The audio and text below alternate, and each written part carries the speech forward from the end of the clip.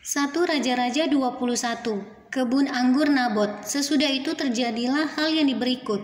Nabot orang Yezreel mempunyai kebun anggur di Yezreel, di samping istana Ahab Raja Samaria. Berkatalah Ahab kepada Nabot, "Berikanlah kepadaku kebun anggurmu itu, supaya aku jadikan kebun sayur, sebab letaknya dekat rumahku.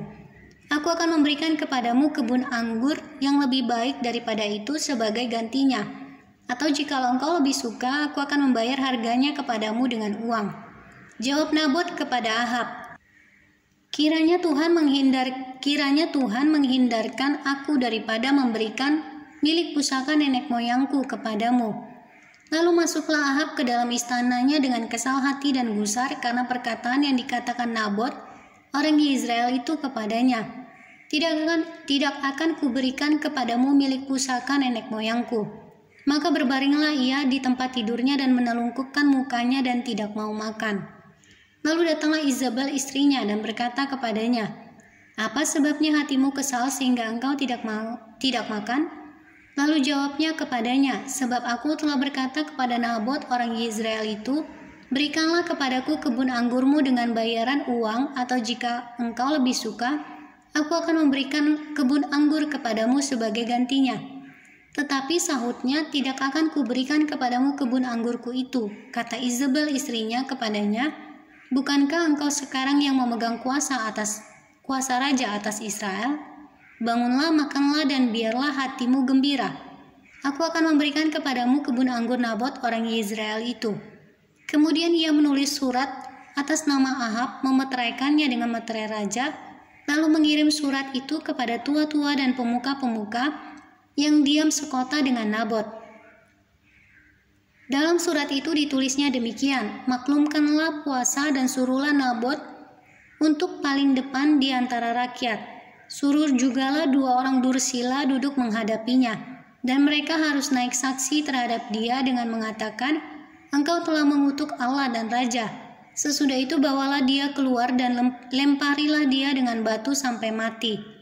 Orang-orang sekotanya, yakni tua-tua dan pemuka-pemuka yang diam di kotanya itu melakukan seperti yang diperintahkan Izabel kepada mereka, seperti yang tertulis dalam surat yang dikirimkannya kepada mereka. Mereka memaklumkan puasa dan menyuruh Nabot duduk paling depan di antara rakyat. Kemudian datanglah 2 orang, yakni orang-orang dursila itu, lalu duduk menghadapi Nabot. Orang-orang dursila itu naik saksi terhadap Nabot di depan rakyat. Katanya, "Nabot telah mengutuk Allah dan Raja." Sesudah itu mereka membawa dia keluar kota, lalu melempari dia dengan batu sampai mati. Setelah itu mereka menyuruh orang kepada Izabel mengatakan, "Nabot sudah dilempari sampai mati."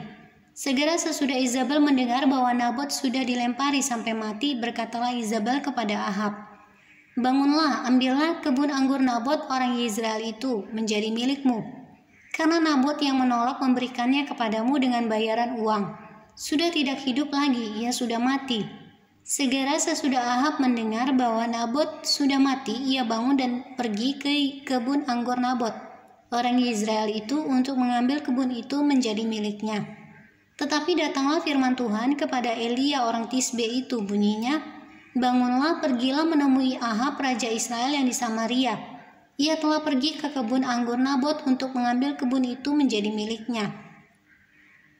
Katakanlah kepadanya demikian, beginilah firman Tuhan, engkau telah membunuh serta merampas juga. Katakan pula kepadanya, beginilah firman Tuhan, di tempat anjing telah menjilat darah Nabot, di situ jugalah anjing akan menjilat darahmu."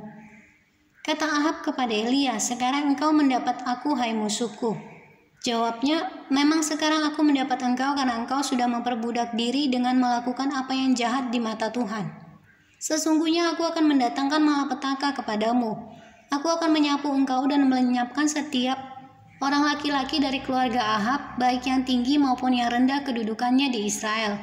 Dan aku akan memperlakukan keluargamu sama seperti keluarga Yerobeam bin Nebat dan seperti keluarga Baesa bin Ahia, oleh karena engkau menimbulkan sakit hatiku dan oleh karena engkau telah mengakibatkan orang Israel berbuat dosa." Juga mengenai Izabel, Tuhan telah berfirman, anjing akan memakan Izabel di tembok luar Yezreel. Siapa dari keluarga Ahab yang mati di kota akan dimakan anjing, dan yang mati di padang akan dimakan burung di udara. Sesungguhnya tidak pernah ada orang seperti Ahab yang memperbudak diri dengan melakukan apa yang jahat di mata Tuhan, karena ia telah dibujuk oleh Izabel istrinya. Bahkan ia telah berlaku sangat keji dengan mengikuti berhala-berhala, tepat seperti yang dilakukan oleh orang Amori yang telah dihalau Tuhan dari depan orang Israel. Segera sesudah Ahab mendengar perkataan itu, ia mengoyakkan pakaiannya, mengenakan kain kabung pada tubuhnya dan berpuasa. Bahkan ia tidur dengan memakai kain kabung dan berjalan dengan langkah lamban. Lalu datanglah firman Tuhan kepada Elia orang Tisbe itu, "Sudahkah kau lihat bahwa Ahab merendahkan diri di hadapanku? Oleh karena ia telah merendahkan diri di hadapanku, maka aku tidak akan mendatangkan malapetaka dalam zamannya. Barulah dalam zaman anaknya aku akan mendatangkan malapetaka atas keluarganya."